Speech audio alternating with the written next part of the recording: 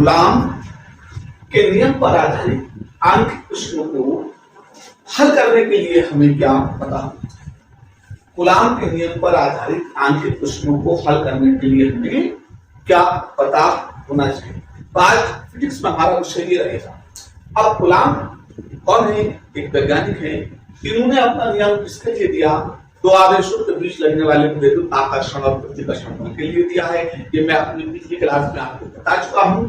और साथ ही साथ ठीक है, अब इस पर आधारित जो आंतरिक प्रश्न करेंगे उसके लिए हमें क्या पता होना चाहिए। तो अब हम देखते हैं कि कूलाम ने नियम क्या दिया था।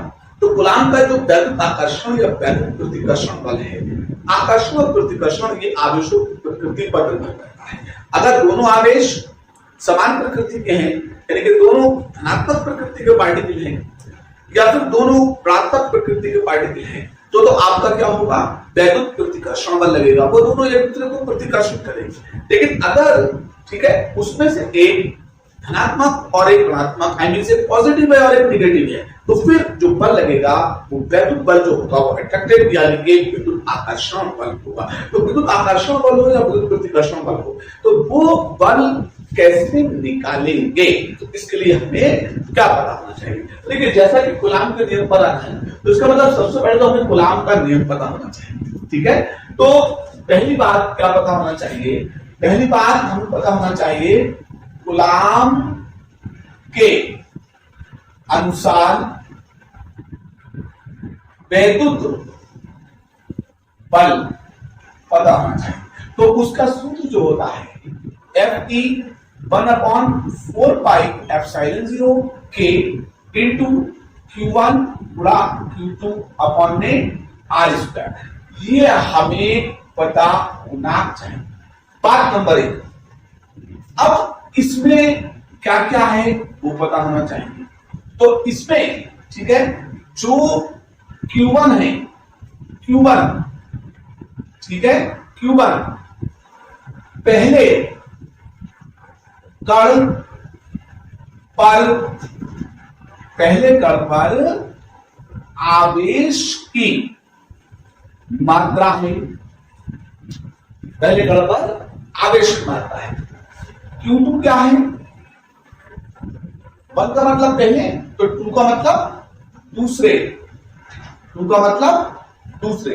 अगर 1 का मतलब पहला है, 2 का मतलब दूसरे, और Q का मतलब क्वांटिटी, क्वांटिटी का मतलब मात्रा। तो दूसरे कण पर आवेश की मात्रा है, ये पता होना चाहिए। साथ ही साथ R क्या है? तो R ठीक है भाई, R दोनों कणों के बीच की दूरी है, यानी कि उन दोनों के बीच का दरमियानी फासला है। R जो है वो दोनों कणों के बीच की क्या है? दूरी है। तो हमें इनके बीच की दूरी भी पता होना चाहिए। अब अगर हमें आवेश की मात्राएं पता है और फिर दोनों आवेशों के बीच की दूरी भी पता है, तो अब देखिए, आवेश की मात्राएं पता, दूरी पता, साथ ही साथ अब इसमें ये देखना है कि जो K है वो क्या है। तो K जो होता है कि K ये पैरा वैद्युत आंक होता है। पैरा वैद्युत आंक यानी कि जहां पर आवेश स्थित है, कण स्थित है, उनके बीच का माध्यम क्या है और उस माध्यम की आंकिक वैल्यू क्या है, ये पता होना चाहिए। फॉर एग्जाम्पल मेरे और आपके बीच में अगर हम लोग कहीं पर खड़े हैं तो क्या माध्यम होगा? एयर, और एयर भी नहीं तो निर्वात होगा। अब हम दोनों अगर स्विमिंग पूल के अंदर हैं तो फिर हमारे आपके बीच में माध्यम क्या होगा? वाटर होगा। और अगर हम दोनों किसी कीचड़ में गिर गए हैं, दलदल में, मड में गिर गए हैं, तो हम दोनों के माध्यम क्या होगा? वो कीचड़ या मड होगा। तो ये डिपेंड करेगा कि वो दो पार्टिकल, पहले और दूसरे कण, किस माध्यम में है। तो माध्यम का पैरा बनता। अब अगर माध्यम वायु या निर्वात है तो K का मान 1 होता है। क्या होता है? 1 होता है। और साथ ही साथ 1/4πε0 ये एक नियतांक होता है। क्या होता है? नियतांक होता है। और इस नियतांक की वैल्यू 9 × 10⁹ होती है। तो हमें कूलाम के नियम पर आधारित आंतरिक प्रश्नों को हल करने के लिए यह पता होना चाहिए कि वो जो दो हमें आवेश दिए हैं, वो जो दो हमें आवेशित कर दिए हैं, उन आवेशित कणों पर आवेश की मात्रा कितनी कितनी है। वो दो आवेशित कण हैं तो उनके बीच की दूरी कितनी है, और वो जो दो आवेशित कण हैं वो किस माध्यम में है, उसी हिसाब से हमें माध्यम का पैराबोलिक पता होना चाहिए। और 1/4πε0 एक नियतांक है। ये अगर ना भी पता हो तो जब आप एग्जाम दे रहे होंगे तो एग्जाम पेपर में अगर ठीक है वैद्युत से संबंधित कोई सवाल आता है जिसमें इसके मान को लगाना है, तो ये मान 1/4πε0 वहां पर आपको दिया होगा। तो हमें क्या बात पता होना चाहिए? नंबर 1, दोनों ठीक है आवेशों के बीच अगर बल निकालना है तो हमें बल का सूत्र पता होना चाहिए। नंबर 2, दोनों आवेशों की हमें मात्राएं पता होना चाहिए। नंबर 3, हमें उनके बीच की दूरी पता होना चाहिए। और नंबर 4, हमें पैरावैद्युत अंक यानी कि उनके बीच माध्यम क्या है, उस माध्यम का पैराबोलिक अंक पता होना चाहिए। अगर इतना कुछ हमें पता है तो फिर अब हमें अगर आवेश की मात्राएं और दूरी दे, बल पूछे तो हम बल निकाल लेंगे, आवेश की मात्राएं और बल दे हमसे दूरी पूछे तो हम दूरी निकाल लेंगे, बल और दूरी दे और हमसे आवेश की मात्राएं पूछे तो फिर हम आवेश की मात्राएं भी निकाल लेंगे। इस तरह से हम क्या करेंगे? कूलाम के नियम पर आधारित हमसे किसी तरह का आंतरिक प्रश्न पूछे, उस आंतरिक प्रश्न को हम आसानी से हल कर लेंगे। तो अब मैं आपको बोर्ड पर एक आंतरिक प्रश्न ठीक है हल करके दिखाता हूं, उसके बाद आप पता करेंगे कि कैसे कैसे। ठीक है भाई? तो मैंने क्या किया? मैंने इसको रफ कर दिया, इसको क्या किया? पूरी तरह से रफ कर दिया। और रफ करने के बाद अब यहां पर मैं एक आंतरिक प्रश्न को लिखने जा रहा हूं। वो आंतरिक प्रश्न क्या? एक छोटा सा बेसिक ले लेते हैं। बेसिक कैसा? जैसे कि इलेक्ट्रॉन और प्रोटॉन के बारे में लगभग ओवरऑल आल वर्ल्ड यानी कि पूरी दुनिया जानती है कि इलेक्ट्रॉन पर चार्ज क्या होता है, प्रोटॉन पर चार्ज क्या होता है, और साथ ही साथ इनकी प्रकृति यानी कि नेचर क्या होता है। तो हमने क्या किया? ठीक है भाई, एक क्वेश्चन को तैयार किया जिसका हमने एक इलेक्ट्रॉन लिया, तो ये हमारा पहला पार्टिकल हो गया, और एक प्रोटॉन लिया तो ये हमारा क्या हो गया? दूसरा पार्टिकल हो गया। इलेक्ट्रॉन और प्रोटॉन हमारे पास दो पार्टिकल हो गए, एक इलेक्ट्रॉन और एक प्रोटॉन। वायु में तो ये क्या हो गया? माध्यम हो गया। एक दूसरे से 1 एंगस्ट्रॉम की दूरी पर स्थित है, दूरी पर स्थित है। तो ये पार्टिकल हो गए दोनों, ये उनके बीच की दूरी हो गई 1 एंगस्ट्रॉम, ये उनके बीच की क्या हो गई? दूरी। और वायु उनके बीच का क्या हो गया? माध्यम हो गया। वायु क्या है उनके बीच का? माध्यम हो गया, स्थित है। तो इनके बीच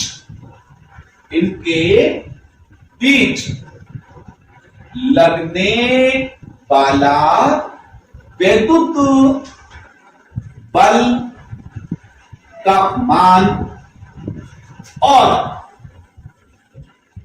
प्रकृति ज्ञात कीजिए। यानी कि हमें साथ ही साथ उसका नेचर भी बताना है कि नेचर ऑफ फोर्स यानी कि बल की प्रकृति क्या है।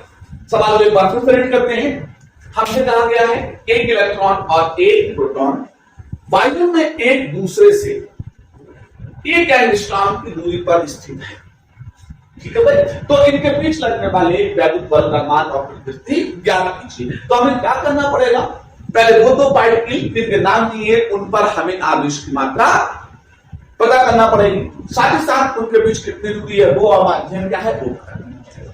तो देखिए ठीक है, इलेक्ट्रॉन है तो इलेक्ट्रॉन पर आवेश की मात्रा सब जानते हैं, ठीक है भाई। इलेक्ट्रॉन पर आवेश की मात्रा, आवेश की मात्रा तो Q1 1.6 गुणा 10 की घात -19 गुना, एक पार्टिकल हो।